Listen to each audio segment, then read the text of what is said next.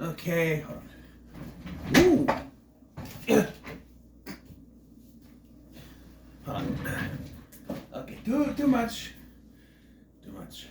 Come on. I'll get a hang of it. Hold on. Hold on. Got it! Woo! Hit the rug. Okay.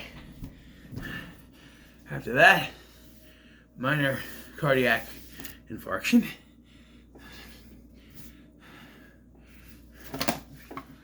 Hello! Okay. Alright, we are on Ace Ventura When Nature Calls.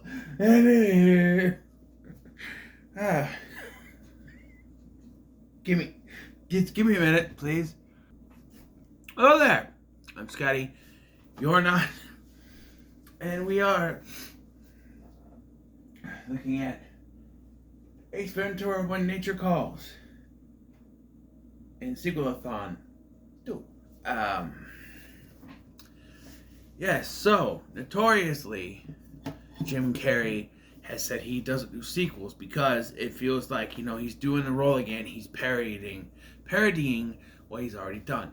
And I think I get the point he's trying to come across with. Whatever performance he did in the first film is dialed up to 1,000 in this. He comes across as obnoxious more than the Ace we saw in the first one. Goofy but lovable and a little strange. But here, it goes way too far.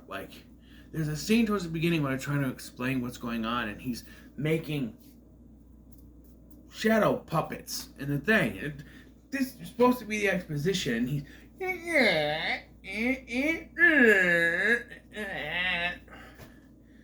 doing that stuff.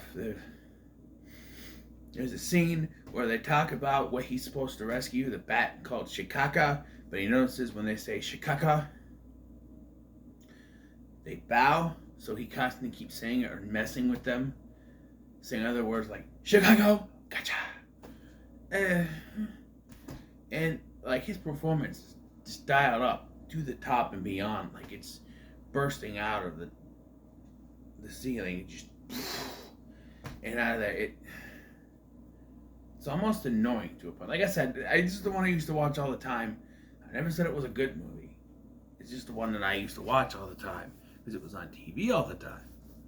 This one. And yeah, so the story here is that Ace has been contacted to save this rare African big white bat. So apparently, it's the only kind of animal that scares him is the bat. I guess. I will say that Jim Carrey is still good when he's able to actually play the character, but there's way too much of the goofy stuff in it. He tries too much, almost becoming a parody, like he said, which is why we didn't get many sequels to his movies. The Mask 2? Nope. Even though they planned on it, and there's that Nintendo Power contest, became Son of the Mask. You know how that went. Dumb and Dumber 2? Nope, we got Dumb and Dumber a prequel that didn't star either of the characters. And then we finally got Dumb and Dumber 2 later, 2014. We decided, okay, I'll come back and finally do a sequel. And then there was Bruce Almighty 2, which became Evan Almighty because they want to do a sequel, although the sequel would be weird, as the sequel idea they had was Bruce getting the powers of the devil. Don't know how that would work. I don't know.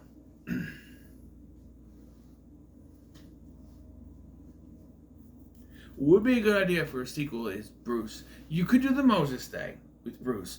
Or Bruce dies in a car accident and is selected to take over God's place as the new God. And has to not interfere.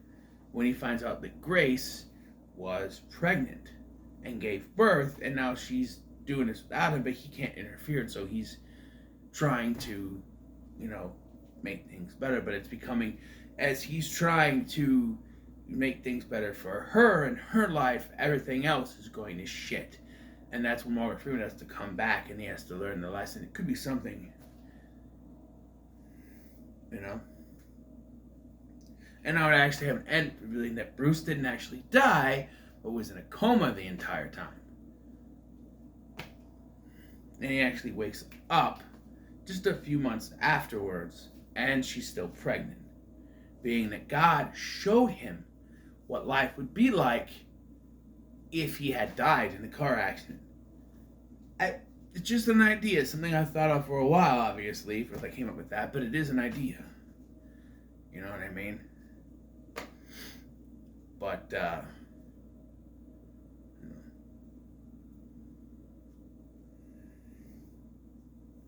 anyway, back to this movie. Okay, so, yeah, he's tasked with finding this African bat before two neighboring tribes go to war over the missing bat.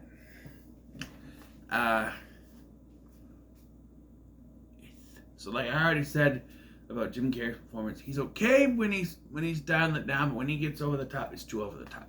Beginning of this movie parodies, for lack of a better word, cliffhanger, but this time instead of losing his girlfriend, his friend's girlfriend or whatever it was. Was it his girlfriend? I don't remember which one it was.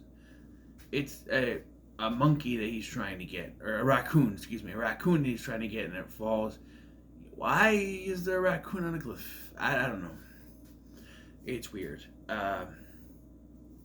And so he's trying to figure out who stole the bat. It's revealed that it's the guy who hired him, which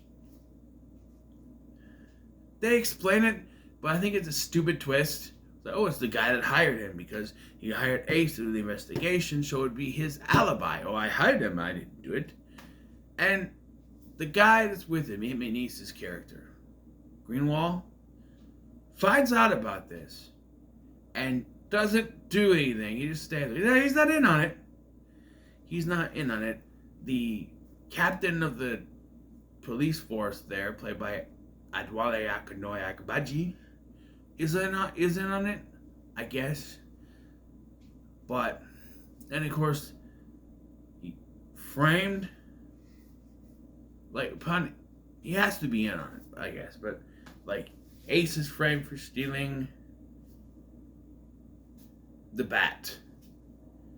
But anyone who spent any time with him would know that's not true. Any of the tribes people know he's deathly afraid of the bats, so he wouldn't steal it. Unless they think it's an act, but honestly,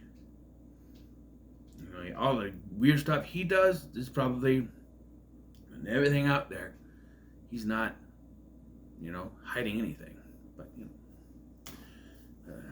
yeah. And until the end, when he finally does something, punches the guy in the face. But, yeah.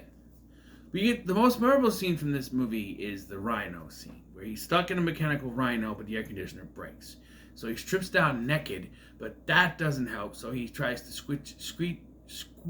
squeeze out the emergency flap, which so happens to be where the butthole would be on a real rhino, resulting in a kid and the family seeing what they think is the birth of baby rhino, but then Ace comes out like, oh my god! It's like one of the most well-known scenes in this movie. I do think there is some good slapstick, when he's leaving from somewhere and he's shot with darts, and he gets shot with one, and he's running, he shots another one, and he's running and he shots the third one. He goes, 3 darts is too much. And that's fun. And then that's funny. And then he hides. I think I lost him. Gets shot with 3 more darts. Oh, come on. And then later, when he's fighting Tommy Davidson's little what you do guy, or Wachiti, whatever guy, afterwards they say that they're gonna get rid of him, and so they throw a dart, or not a dart, but a spear in his leg. He goes, ah, and he's like, Greenwald, or no, not Greenwald, the Adua, or whatever his name is. That's always smiling through the entire damn movie. Throw me a spear. And when he throws it and lands in the other leg, he's like, ah! That's funny. But yeah, I didn't laugh at much like I did in the first one. That one had me laughing a lot.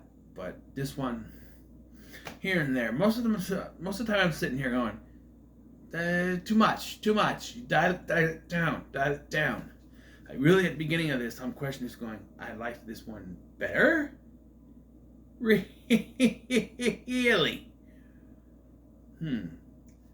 I don't think so. It's fine for what it is, but I actually do now prefer the first one, which is different because I used to say this one, but this is the first time I've watched it in a professional capacity, doing an actual review for it. So, since I started doing reviews, so there's a change. Sometimes that changes, and it did change for this. This was something. I'm gonna give it a middle of the road. I think it's fine for what it is, but watching this, I understand why Jim Carrey did not do any more sequels. He says, like I said earlier, he says that it becomes a parody, and he was very much becoming that. This was very much parodying what he did in the first film, taking what he did in the first film and just dialing it up to 11, going way too far, way too much. And yeah, Jim Carrey himself can go way too far, but I think he found a midway point in some of his comedy. By the time you get to Bruce Almighty, it's goofy, but it's nowhere near as goofy as Ace Ventura was, or even Dumb and Dumber. Even The Mask was more subdued. I don't even think that was the last one to come out that year, but it was a more serious role, and so he knows when to dial it down. I just think he saw it, oh, Ace Ventura, everybody loved him. I went goofy in the first one, so I'm gonna go goofier in this one, and he went too far. But yeah, so it's the middle of the road for sure. But we are not done with the world of Jim Carrey sequels and sorts. We're going We are going into the world of Dumb and Dumber, and the thing's not turning like it should, but Dumber. But I can't talk about Dumb and Dumber 2 yet because I have to talk about Dumb and Dumberer when Harry met Lloyd. Yup, we're doing that. As you can tell, I'm so enthused. So, with that in mind, what are your thoughts on Ace Ventura When Nature Calls? I almost said Dumb and Dumber. Ace Ventura When Nature Calls. Make sure to like, share, and subscribe. Thank you for watching. I've been Scotty, and I'll see you in the next one.